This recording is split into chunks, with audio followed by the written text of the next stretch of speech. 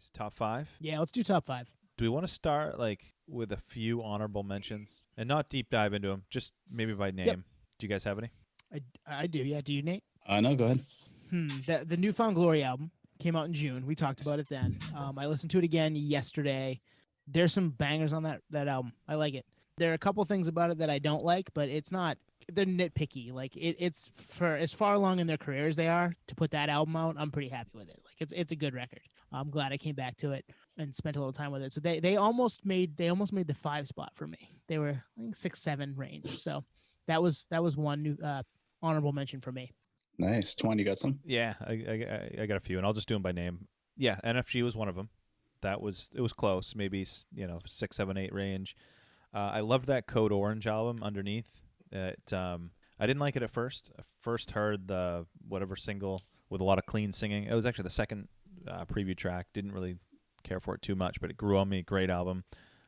Taylor Swift's Folklore. I think if I was being completely objective, 100% objective, this would be maybe the top spot. But I think when I factor in the fact that she's almost a cheat code and like she's just on a different playing field. Yeah. I went the subjective route, which is my top 5 gave me a certain feeling. You know what I mean? Where it's like mine. And so T Swift, I like that Weekend record, and that Drain California Cursed album was pretty good. Yeah, that was pretty good. I remember talking about that. Jeez, back was that like April when that came out? Yeah. April, May. Yeah. Good call. Forgot about them. I didn't have that written down. It was like right when I saw them at that festival. Mm-hmm. And it's too bad they never got to tour off that record because it dropped. I know, dude. Like in March, I think, which sucks. Pearl Jam, similar situation, right? That's an honorable mention for me. The Weekend, I had The Weekend. I had Jason Isbell's record that came out, Reunion, really good. One more. I got one more here. Oh, the Manson record. Actually, I not top 5, but I enjoyed the Manson record. So I would come back to that one again, and I will, I'm sure. Nice. Yeah, I was checking out the Wikipedia for 2020 albums that dropped, and it just made my head spin in terms of like, music nerdery brain. It's like, shit, all these albums. Imagine like behind the scenes, like being on a record label, like preparing like 12 months in advance for the record drop. Like, oh, we're gonna have this tour. We're gonna promote it this way. It's gonna be great.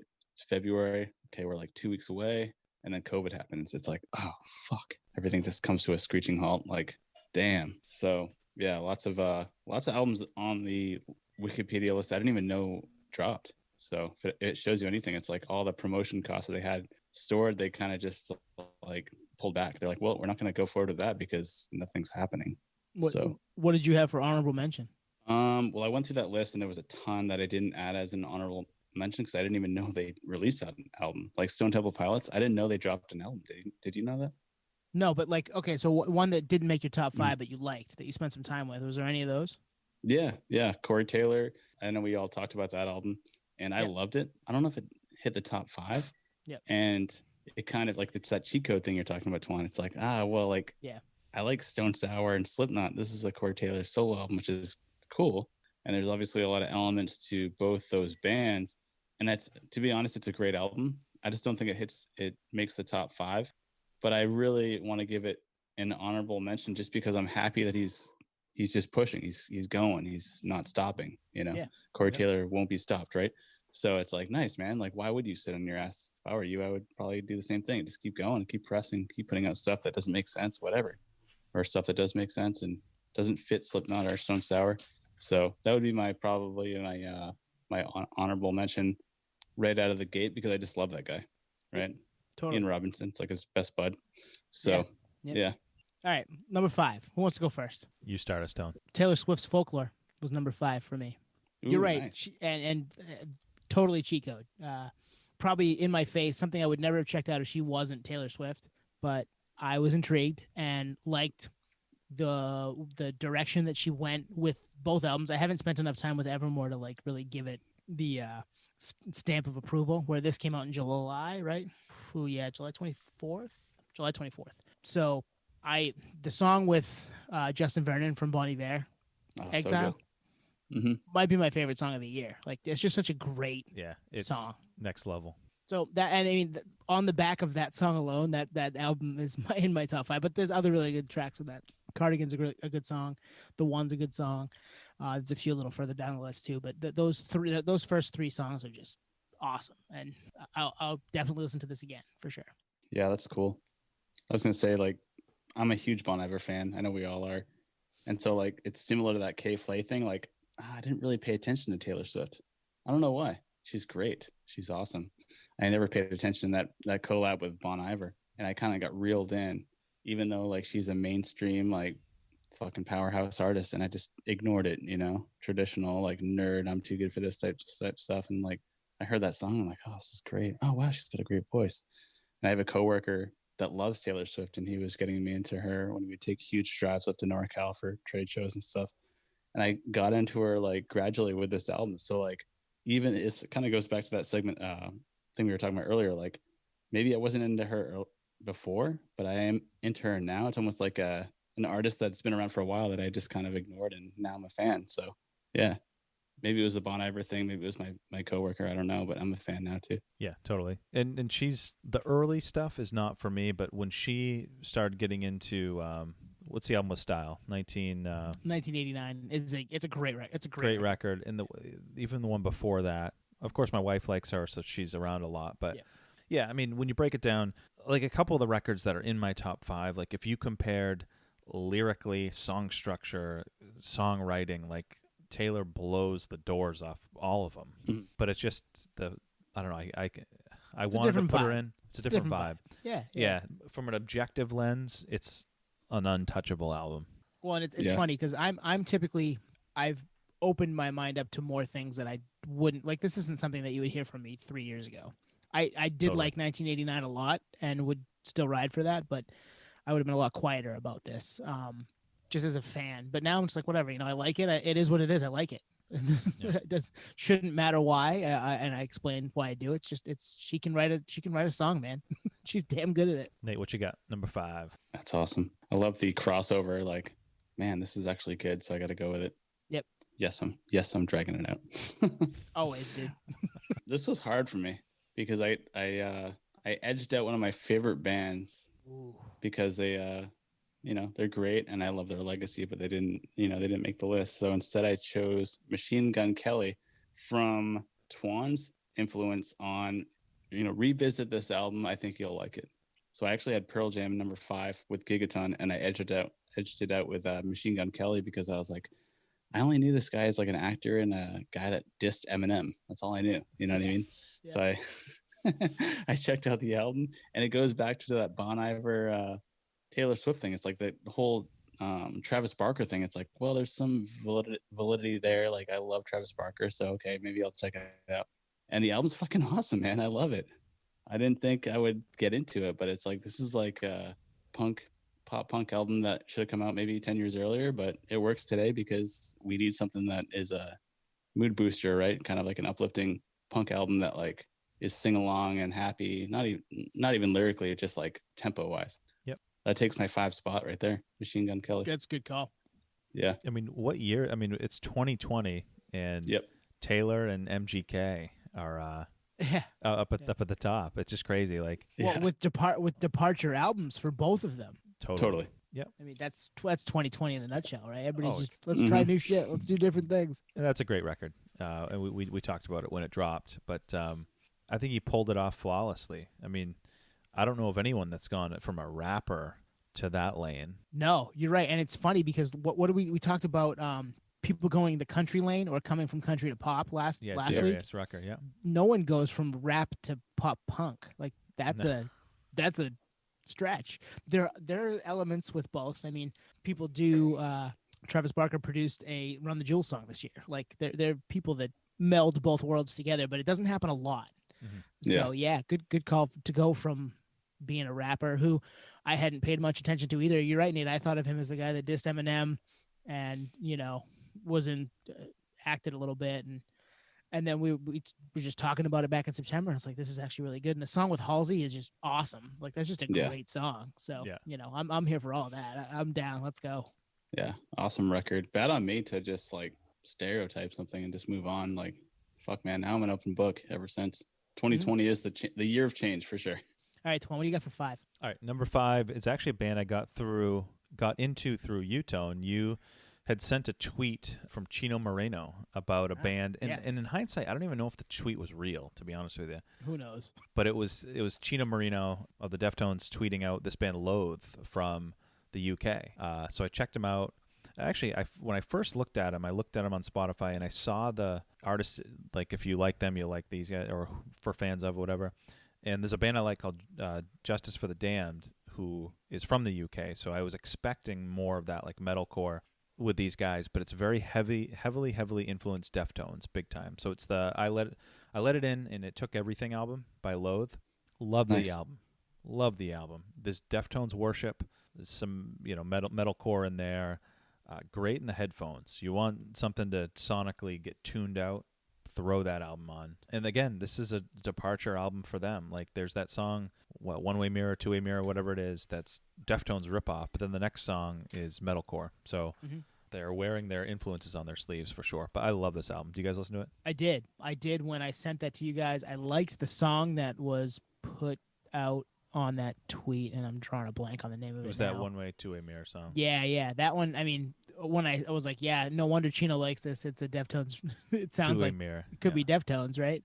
That song was cool. It was heavy. Like, I remember it being heavy, and I went back and listened to some other stuff too. For me, I would need to be in the mood for it. But yeah, they're damn good. Like, there's some talent there. You're right. They wear their influences on their sleeve, and they've made some noise this year. They not just in their music, like that people have started to take notice with them. I don't know if it was because of Chino giving them the stamp of approval or what, but yeah, they're cool, and I look forward to revisiting some of that, and I want to check that song out again now that you've brought them up again, because I forgot. I mean, that was months ago.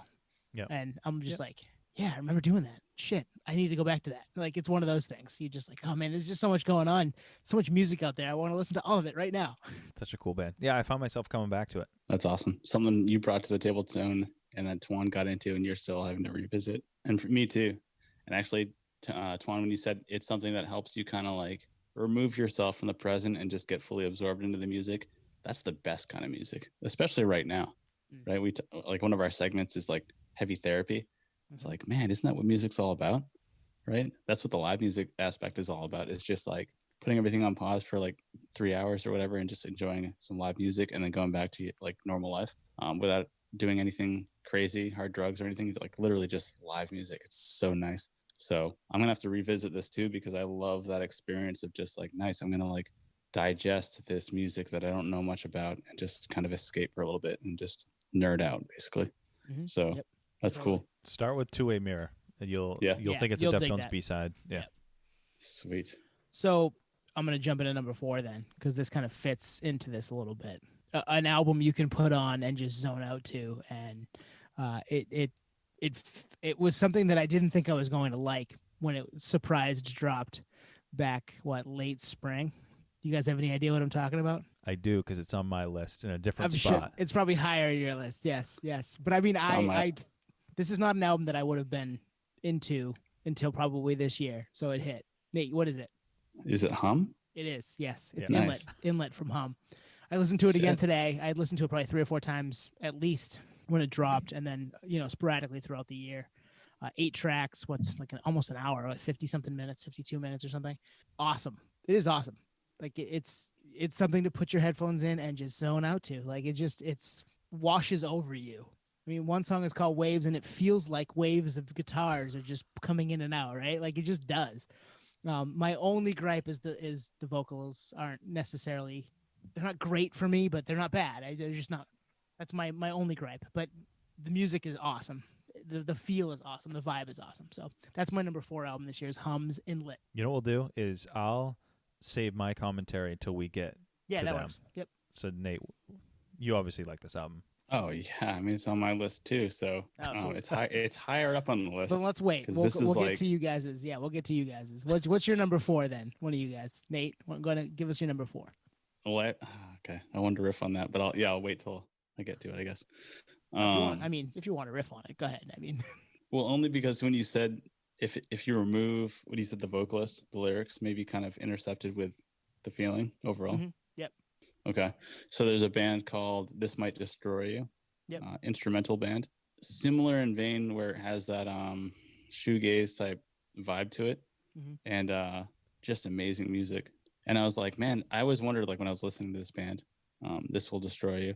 It's like, man, if they had a vocalist, they could make this like a Hum or like a Palms or like some band that has that vibe. It has something to carry it basically vocally. But sometimes you don't need that. Sometimes you just need the instrumental. Mm-hmm. So that would be that. And it's funny you say that because there's two sides of that coin. You know what I mean? Like, do you want a vocalist? Do you need someone to tell you where the story's going, or do you not? So maybe this Hum record for you is you don't really need that direction. You just kind of need, it's almost perfect as is. Maybe the vocals take away from it. You're saying I don't think they take away from it. I just think that it is the impotence to their next level. Okay. That's for fair. For me anyway. I mean, other people love this band and swear by this band and are perfectly fine with the way things are. So I'm not necessarily right here, but for me, for them to go to that next level, I would need a little more from the vocals, from the lyric, not necessarily the lyrics, but from the vocalist, I guess. Not even that he's bad. It's not that he's bad. It just doesn't. There's just that one piece that doesn't lock into place for me like the rest of the record does. Yep. Does that make sense? Yeah, no, 100%. Actually, that's why I'm really happy that you kind of went deeper to explain, because it's totally true. I mean, I think I sit on both sides of it, but I like that interpretation of what you're talking about, because sometimes you don't need that. Sometimes you just need the sounds. The sounds explain the story enough. You don't really need the words. Yep. Because you're putting your own story into it. Something like that.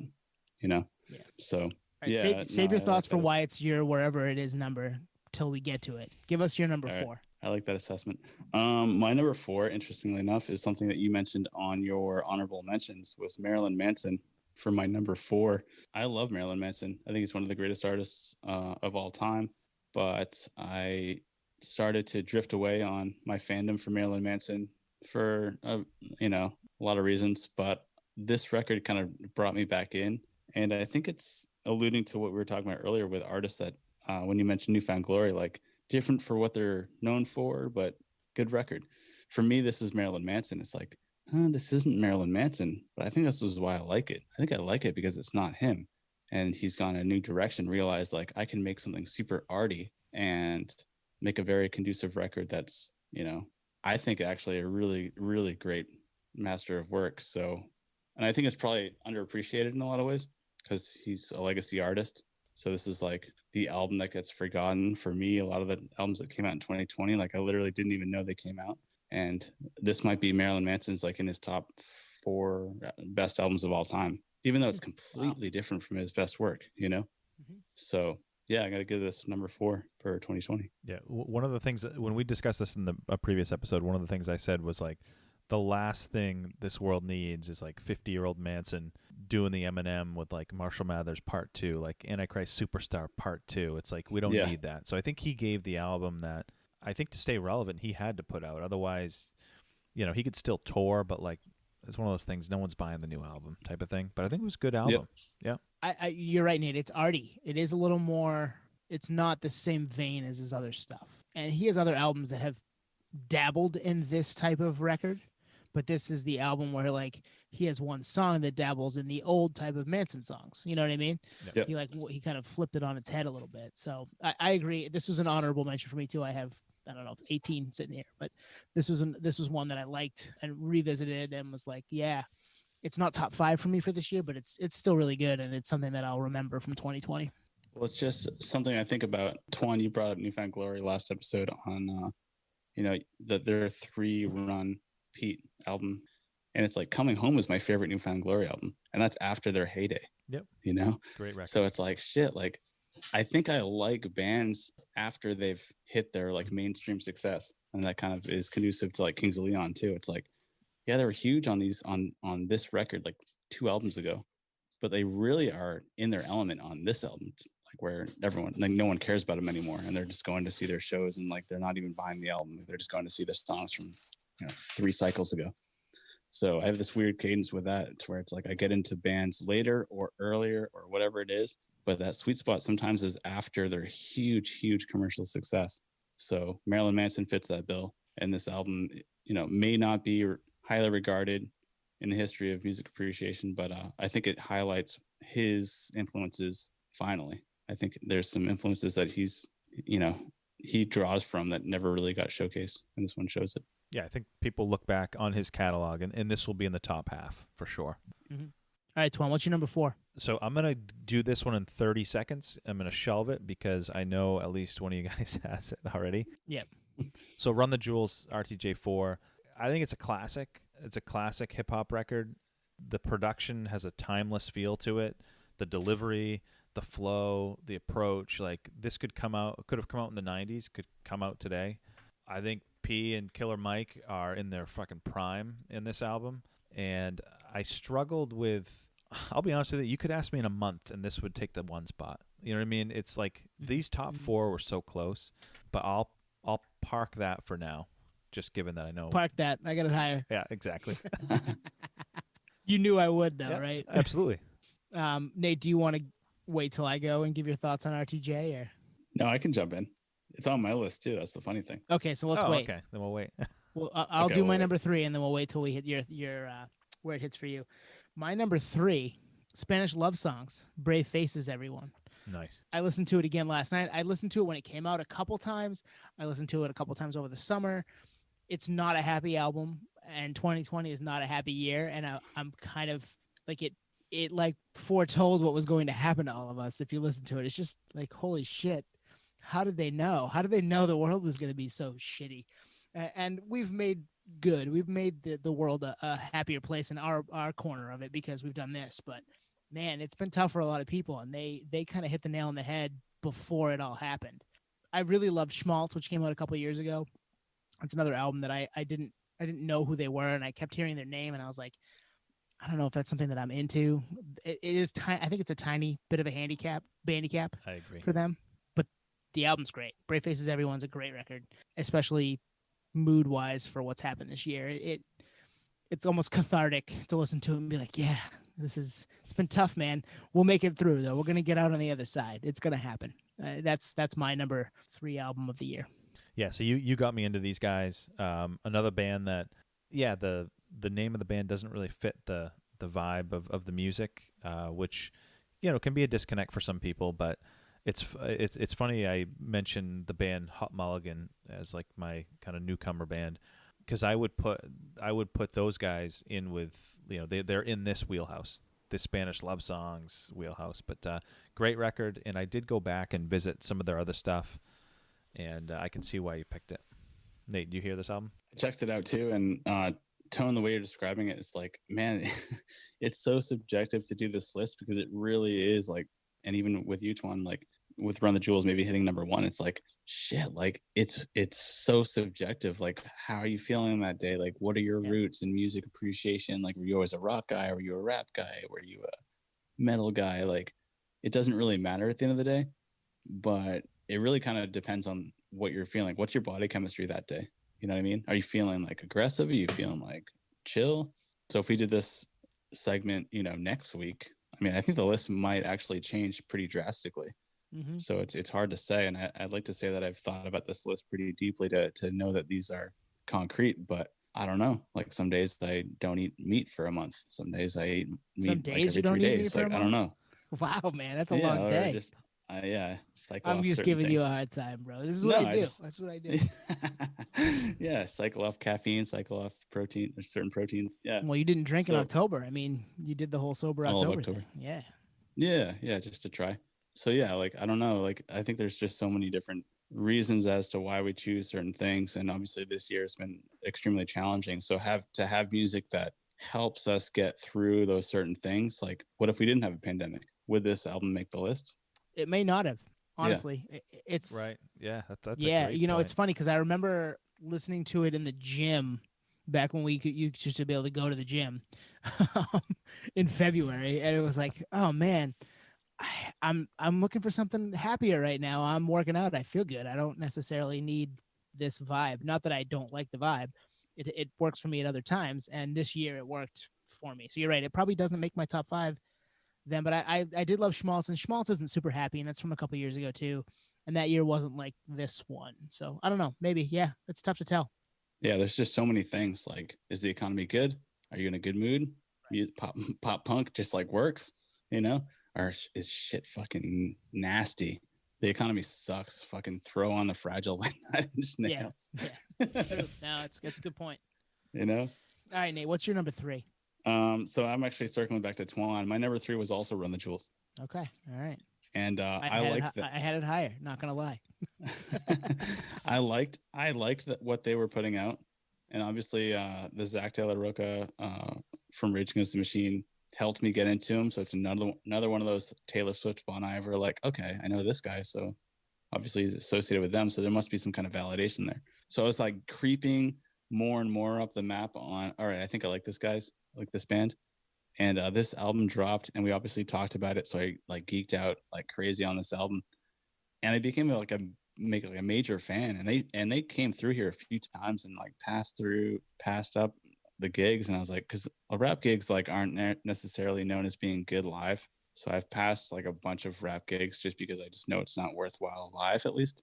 And now I'm like, fuck, A, show regret, B, like, damn, I love this band or this group. And yeah, this made the top 3. And I'm a hip hop guy, but not like you, Tone. So for me, like, to hit the top 3 out of all 2020s is pretty high regarded. And everything I've seen of them live, they're just on a different playing field. It's a show. You get people, and this is actually another thing where age and experience comes in. Like the way they move on stage is a 20-year-old rapper. It's just a different, it's AAA versus the big league. Those are guys that have done it before and know how to do it and know the beats to hit and know how to play off their partner. And exactly. I feel like there's I've got more of that to come. A lot of interaction. That's awesome. Twan, in every aspect. Yeah. I was gonna say, Twan, that's like another segment in itself, is like seeing a band live and how that translates and moves them up the ladder. Is like, oh, they were good, and I saw them live, and like because they're able to riff off each other as band members, like they are now high regarded as a great live art band because they are able to execute. All right, I'll save my thoughts because I have them a little higher. Twan, what's your number 3? So 3, it's actually a band I'm going to guess you guys don't know them, but you might like them after I kind of give the spiel. So the band is, it's an interesting name, Mil-Spec, which is short for military specification. Mil-Spec, the album is World House off Lockin' Out Records, which I didn't even know Lockin' Out was still a thing. Like they were big 15 years ago. I have a few records from Lockin' Out, but it dropped it back in September. It's, if I were to just describe the sound, it's definitely a hardcore punk band. I would say if Quicksand and American Nightmare had a kid, so it's got that. Vocally is more in line with American Nightmare, but there's definitely some like 90s post-hardcore in that Quicksand lane. I'm intrigued by the Quicksand reference. Yeah, same. Yeah, and it's subtle because the vocals are a lot more abrasive, certainly, but it's an 8-song record. It's timeless. I mean, this could have come out same comparison I used earlier. Like this could have come out in the 90s or it could have come in now. It's like timeless production of it. It's just raw. It's if you like any of those bands, vocally it sounds like Wes from American Nightmare. And they're a band that I was almost going to put for my the Rookie of the Year one where we learned about an older artist. I mean, because they've been around for maybe 3 or 4 years, I think. Heard the name. For me, Bandicap, like it's a cool like military specification. That's cool, but it doesn't tell me anything about the band. Yeah. Sometimes I need that. I think it's a Bandicap, but yeah, I think to your point, Nate, top 3 for the year. It's tough to crack, but it dropped in September, and I've listened to it several times a week since then. Do you feel like it fit this year? Like it helped this year specifically? Like had this year not been as crazy as it was, it may not have fit the top 5? Yeah, there's some of that, I think. Mm-hmm. I do think this is a timeless record, but if this was a year with more releases, would it have cracked the top 5? I don't know. You know what I mean? I think it's an in-genre classic. I always use that. I actually think the length of it helps. It's 8 songs, so there are some albums that it's accessible. Yep. I can pick up my daughter at daycare and finish it. Yep. It's short, super short. It leaves you wanting more. There's something to be said for that, right? I mean, if it's an album that's 36 minutes and you're like, man, I wish this was 50. No, totally. I think, and I actually, looking at my kind of notes, I was prepping for this. Yeah, I do wish it was longer. I wrote that verbatim. It's gone before it ends before it starts, but go check it out if you haven't looked at it. And one other thing, look at the CD cover or the album artwork. It looks like something Frank Maddox would do because it looks very similar to the Higher Power cover that the cover of their album that he did. It's very similar. That's cool. I like that. I don't think he did it though. I don't think he did it. I'm intrigued because this is not something I've heard of, but it's also you've pushed me towards stuff that I would never have paid attention to in the past, and I've been like, damn, I'm glad that door is open now. So this is another one of those situations. I'm sure I'll be like, shit, where have I been? Yeah, check it out. Yeah, I love that tone. It's like like music appreciation's like reading the terms and conditions for any kind of service. It's like, shit, I'm not going to read through this. But if you get someone that gives you the cliff notes, you're like, all right, I'll check it out. Yeah, exactly. Yeah, thank you so much. Because Man, this like, description is 6 pages long. I don't want to read all this. Oh, Twan just put it into 2 paragraphs. That sounds like something that I might like. Yeah, okay. Yeah, there's just too much going on. It's like an antique store, but all the good stuff's consolidated in one little corner. You're like, oh, sweet. All right, number 2. Number 2. All right, this is tough for me. I waffled on this all day. Yeah, my tough. number 2 album of the year was Deftones' Ohms. Ooh. Which gave away my number 1, but yeah. Can I tell you something? It was also my Perfect, number 2. so we can get into it. Nate, was it your number 2? Oh shit. Number 2. It was all of our number 2s. What a clairvoyant moment right there. That's insane. We did not tell each other our numbers 1 through 5 beforehand. Yeah, my number 2 album of the year. Great Deftones record. I don't think it misses really anywhere. There are a couple points where I'm like, okay, I'm ready for the next song, but not in a bad way. But I will come back to this Deftones record. It'll be a Deftones record that I want to listen to in a month, in 3 months, in 6 months, in 6 years. Like it's a really good, great Deftones record. So yeah, that's why it's number 2 for me. I'm right with you. And I think for me, it was like, it's like, shit, this year is so tough. I need something. I need some kind of music therapy. And the Deftones delivered. And they didn't quite deliver as cohesive on a few of the records before this. So it was almost like they really need to deliver. Not only is this year difficult, but like they need a record that just fucking slays. And this record for me really did. It just helped. It helped a ton. And I listen to it all the time still. I think we went through our like Deftones like in order albums, right? And I can't remember what I put this in, but it was definitely in the top 3 because it hadn't come out yet. Yeah, it was back in the summer. Oh, it hadn't come out yet? Oh, okay, where would you slot it now? I mean, I'd probably put it 4 or 5. It'd be high up. It wouldn't dethrone some of the the staples for us, but it would be up there. I think 4 is a safe placement. Yeah, and that's with a giant legacy. So yeah, no, it definitely checked all the boxes for me. It almost took number 1, but it took number 2 for a band to put out an album this great, sonically just so amazing. This late in their career is a huge accolade. So good on them. Well needed for this year. So yeah, I agree. This Deftones album is amazing, and I know it's a household band, but got to pay dues, right? So they're well deserved. Yeah, it's funny. Do you guys remember when we did a review of this album? I was a little disappointed. Remember, I was a little let down. Yeah, I was grown surprised. on you though, hasn't it? Oh, super grower. Nice. Like, because you got to remember, it's like the Terry Date comeback. Steph got his shredded. He's now shredding Frank's visuals, and then initial reaction was, it's better than Gore. It's better than Saturday Night Wrist for sure. Yeah. Even after the first couple listens, I don't know where I'd put it now. It's probably in the middle, but that just shows you like their catalog.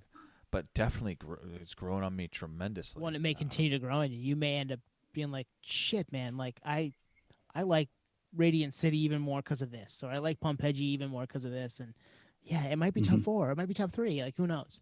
I do skip Ceremony. See, I like Ceremony. Yeah, track like 2 one. with the like Smashing Pumpkins chorus. Yeah, there's a little of that. Yeah. I mean, it's just crazy to hit on all cylinders like this late in their career. Like, I was gonna say, like so. I'm gonna disagree. We were saying number 4. I'm gonna disagree with you a little bit, and only because. I'm surprised. Well, no, I have to, and I have to. It has to be said because we talked about Black Stallion, and Yes. none of us loved Black Stallion. I liked it better the second listen through, and Gore wasn't. None of us loved Gore. So, is this like we're gonna every other get one now, or Are they starting to fade? I hope not. I really do hope not. I love this band. They're one of our favorite bands, especially collectively. The Podioslave podcast is a big Deftones house. Like you're not gonna knock us off that pedestal. But at the same time, are they headed down a path that maybe isn't where we want them to go? Like shit, man, I'm a little worried. That's all. Well, Nate, wasn't your point just that it was impressive of how deep in their career they put this out? Yeah. Was that your point? Yes, exactly. Oh yeah, I mean it's I agree with amazing. that. But you're right though. Where do they go? Do they double down on and go heavier, or Chino's getting older and they go more Palms route? Like, and that's where they more potential for duds if they go that route. Yeah, and I'm worried that, I mean, if you listen to Black Stallion, I'm sure people have that listen to us. They kind of neutered the guitars completely from White Pony in the remixes. And there are a couple of really cool remixes on that record, but I was like, man, like why cut out some of the iconic riffs from your iconic record? Like maybe just reimagine them as opposed to just nixing them all together. That just worries me. But this album has Steps grooves, so who knows? Like maybe they just wanted to do something different because they just put out the guitar heavy record, right? I mean, it's so complicated when you think about it because we're on the outside looking in. So if you're in the band, it's like, okay, and I don't want to name drop here, but I'm going to, like, do you want to be Korn and just like do the same thing over and over and like, you know, keep that core fan base happy? And obviously they did some weird things with like EDM and stuff like that. That I was gonna say they had that EDM. They covered Cameo's Word Up, but yeah. Yeah, so there's that. But overall, they've rewritten a few things, unfortunately or fortunately, however you look at it. And I don't think Deftones did that with this. I think they reimagined what they've been doing, which is great. And I think that is an accolade to what they're known for is amazing music and amazing craft to the music that they put out. But they don't know that. I mean, like Greg said, they don't, like, not everyone can be the Beatles. They don't know how to write. Like, they might think it's good, but they don't, like, you don't actually know until it's out there. Mm-hmm. So it's really hard to say. And so I don't want to say that Deftones is going to, like, you know, digress into something easier. Yeah, no, I'm not saying that. I'm just saying. Yeah. I guess it's the 2020 mind, right? You're just like, oh shit, is this the end? Yep. Of good. I don't want good things to end. And then they put out this good record that I love, and I'll probably continue. Yeah. Like I said, I'm gonna listen to this 6 months from now, 6 years from now, because it's a good Deftones record, good to great. But I worry that in 5 years we're gonna get a remix where there's none of the riffs are on it. It's just like flowery and EDM and. I don't know, man. I'm bummed by the Black Stallion release. I guess that's really all I'm saying. I was expecting so much more, and I'm bummed. Yeah. No, I'm not. I know where you're at. It's tough. I tried. I think actually going back to the whole Spotify with the video thing, I think I try to like understand psychology and physical, expression where it's like, yes, well, yeah, I want to write around the fur again, but unfortunately I'm not, 24. I'm, 47. So you have to understand, like, I get tired running around California for 5 days. Like, I can only imagine what it's like to write a record, tour on that record, singing at a level that is just not something you can do without any kind of voice track behind the scenes. And then you get called out on that. Like, oh, you're getting a voice track to do the scream. It's all like, shit, this is what you want. Mm-hmm. So you got to find that balance, right? Yep. So totally. I don't know. Maybe this is the Deftones pinnacle. I don't know. All I do know is that this record's amazing. And if this is the last straw and they kind of downplay from here, who knows? But they still rip. And if we live in the present, we can know that Deftones are still fucking crushing it, which is great. And they're a house band and well-deserved.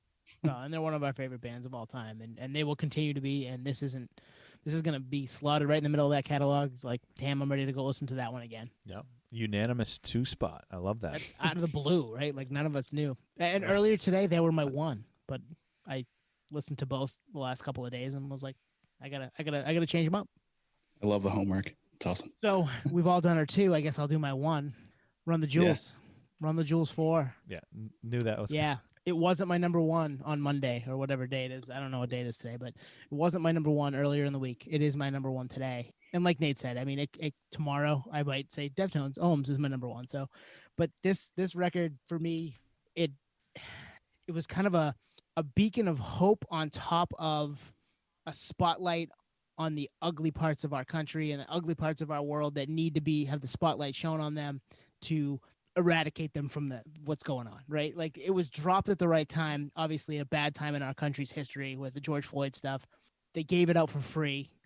It had songs on it that fit what was happening in the time before it happened in the time, which was nuts. They were clairvoyant like we are sometimes. It has feature on top of feature. DJ Premier, Pharrell Williams, Zach De La Rocha's verse makes me want more Zach De La Rocha in my life, and we haven't had it, unfortunately. Totally. Like, that just is the pinnacle of this whole record for me. As good as Killer Mike and LPR. The production is out of this world. Josh Homme's on it. Man, the whole fucking thing. Visuals.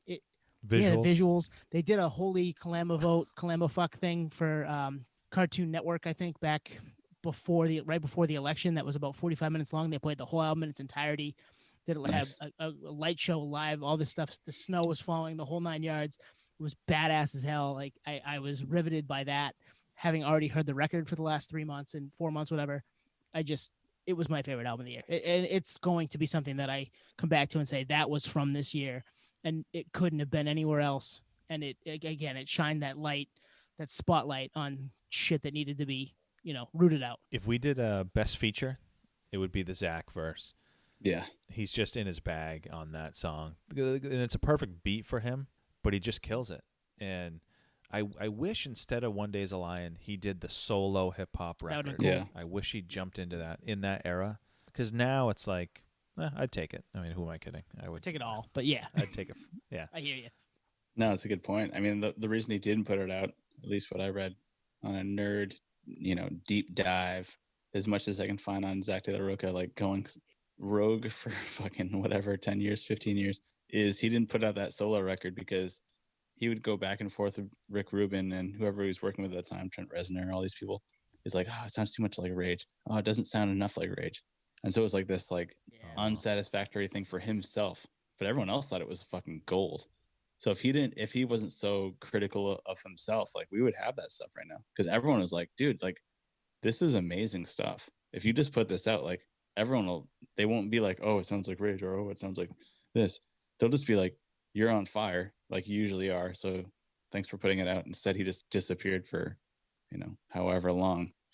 So yeah, to your point, like, he should just listen to other people, listen to the outside voice once in a while. But it's Zach De La Rocha, I think Ian had mentioned, right? Ian Robinson, like, he's in his own element. He's self-critical to a default. So therefore, like, we just don't get anything from him. But yeah, Tone. It's a shame too, right? I mean, yeah. I listened to an interview with Killer Mike and LP, and I can't remember where. It was a podcast. I can't remember where. It was the Song Exploder. They talked about the song Just that he was on, and they were like, hey, you guys are lucky you had him in the rock world for as long as you did, because he could have absolutely just killed the rap world too had he wanted to. Right. We let you have him, is what they said. It's like, yeah, he did. He could have killed this too. He was just so damn good, man. And this to get him in 2020 with all that was going on at the right time for this to drop, it was perfect. And, we love Rage. We've talked about Rage a million times here, and we got a little piece of it with this. And that was probably part of the reason it was my number one album of the year, on top of the fact that I just love this record. And I love these guys. I love all of their records. So, Nate, where did you have this one? I had this on number 3. And I had it at 4. So there you go. I mean, we all were super high on this album. Yeah. And it's a comeback album. Like, I throw it on maybe every other week nowadays when I want to hear the Zach song, and then I stay for the rest of the album, Yeah. Stay for a while. Hell yeah, dude. That was like those earlier records. That's what it was for me. What was that first track with Zach? What was that? Count and you had to. I'm gonna have to look it up. Count and something to fuck or whatever. Anyways, yeah, I mean, obviously that drew me in, like that, special Close your guest. eyes and count to fuck. Close your eyes and count to fuck. Exactly. So I would listen to that and Great name. like you said, Twan, I would like, okay, I'll check out the rest, I guess. But yeah, this new record, man, it's great. And it's the fact that it takes the top 5 out of all of the year is huge. I think I was alluding to it earlier. Like, you kind of stick to your roots. Like, I've always been a rock guy, whatever. I love hip hop just as much, but you kind of gravitate towards what even if it is subjective, even if it is what we were talking about earlier, like what mood you're in and what you're feeling in that day. Rock and metal kind of always take the top 5, but Yeah, the fact that like a hip hop record took number 3 out of the whole year is saying something, that I'm understanding what's going on. I'm a Taylor Swift fan now. I'm a country fan all of a sudden. I was never a country fan until this year, until Greg came out last week. Like, shit. So, Podioslave in a nutshell. Yeah, pretty much. What that being said, Nate, what was your number one record of the year? I have an idea, and it's also probably Twan's. Yeah. It is. I know it is because Nate, when you held up your Yeah. notebook to show us Deftones at 2, I saw Oh, one, shit. and so you start. Oh, you start shit. it. You got a little hint. Yeah, actually, that's good validation that we don't tell each other, which makes this as candid as can be. So that's as transparent as we can be. My number one spot was Hum. I liked this band back in the day with their releases in the 90s, but they disappeared for a while. They were on a hiatus, I guess. And I liked what they did, and I think I appreciated what they were all about. But with that kind of gap, you kind of lose sight on what they're doing. You just drift away. There's other stuff that's coming out. There's a lot going on. So when this record came out, I was able to revisit their old stuff and this new album. And Twan, you actually were a huge proponent to that, to bring it to the forefront, because I was like, oh yes, me and my brother used to fucking love this band, and I knew them, and they rolled through here, and I didn't even fucking go, and I should have. It was a show regret. It was like $15, and this album just, as soon as you were like, Nate, you're gonna love this, I was like, all right, dude, I take your word for it. Like, we're all brothers here, and it was like the peak of like pandemic depression, and I was like, I really need something right now musically. And I would take these long ass like 2-hour walks in the morning before grinding work, and just get into full music immersion. And this album just helped. It definitely helped tremendously for me. I was like, man, the bass riffs, the guitar riffs, everything. I was like, oh God, I guess I'm a huge rock, drop D, shoegaze fan. If you want to say it, I think we talked about it in a previous episode. It's like, I think this might be me defined as a music sound. Like, I like this sound. Yep, you did say that. Yeah, word for word. Like, I would go to these shows all day if I had a chance. So it takes the number one spot just because I think it's like, it's my plaid. Like, this is everything I stand for music. And I listen to it quite a bit, and it's 2020 album music therapy for sure. So yeah, it takes number one, Hum, with their latest release coming out of kind of nowhere. I mean, they kind of reunited out of nowhere. So that's an extra surprise. Surprise drop. Yeah, for sure. Yeah, I mean, great record. It's my one. Surprise. Oh, nice. Yeah, and we talked about this when it dropped. It just checks every box. I think I love the vocals. I know it's a point of contention, or maybe not even a point of contention, but it's your limiter tone. I think it's kind of what sets them apart from other bands of this ilk. So vocally, the subdued vocals I love. The subdued production, where it's well produced, but it's still gritty. Mm-hmm. The comeback album, what was it, 22 years between this and Downward is Heavenward or whatever it was. Yeah. The visuals, I mean, it's funny. I'm looking to the side here because I can see the record. I pre-ordered the record back in June or whatever it was. It took 5 months to get here. Wow. Yeah. Well, because it was probably it was so surprised that they didn't even have anything lined up to press it. Probably, right? Yeah, I think you're right. Yeah, I was on polyvinyl, which I'm surprised, but timeless album. The 22-year gap helped them for sure. Yeah. I mean, it's just like, one, the surprise element, but two, the gap. Most people are like, for most fans, if you told them that there would be a Hum album in their top 5 in 2020, they'd be like, they would have been like, no way. no way. No way. That band's been done. Like, are they even alive? Like, where'd they go? But top spot for me, it checks every damn box. Totally.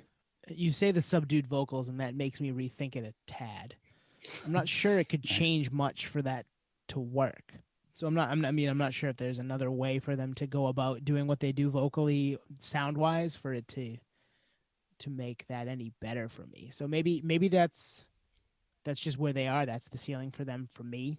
I did not like them previously, so the fact that I get into this album to have it in my top 4 is crazy. That it was a band that I think we were talking about them before this dropped, surprise wise, and I was like, I don't get it. I listened to the record that came out previously 22 years ago, and I was like, this just doesn't work for me. It's just not something that I like. And then this dropped, and I was like, no, I get it now. This makes sense. Yeah, this is really good. These guys know what they're doing. So maybe I've grown a little bit with that too, but I don't think that you're right. I don't think there's anything I could change that would make this any better than what it already is. And that's why it's in our top 5. One way to look at it would be to just go into it expecting that the vocals are the fifth instrument. Yeah. Yep. And that's the It's purpose. funny listening to it again today. I listened to it today. I do that with Tool sometimes, but Maynard is just is just so damn good. It doesn't matter. His fifth instrument is better than everybody else second or first. So I'm like, that's what I'm looking for, is something like that. And I'm like, okay, this has got Tool vibes, but it's not as good because Maynard is so much better than everybody. Like that might be what the problem is for me. But yeah, that being said, it was in my top 5. It's a damn good record. Like I'm gonna listen to it again and again and again. Great fucking record. What number was it for you, Tone? 4. What number was it? 4. Man, the way you guys just both said it is exactly what I was gonna say next. Is like, imagine if you were the vocalist for Hum and like the band's presenting you with this like instrumental work. Like, what would you do? I think I would do the same thing. Yeah. You know, I would write lyrics. Yeah. I would write lyrics and tones and flow that fits that realm, because it just comes naturally. You know, you're like, not because you're trying to force it. It's like, oh, this is what comes to mind when I hear this instrumental music. So the Tool's a great example.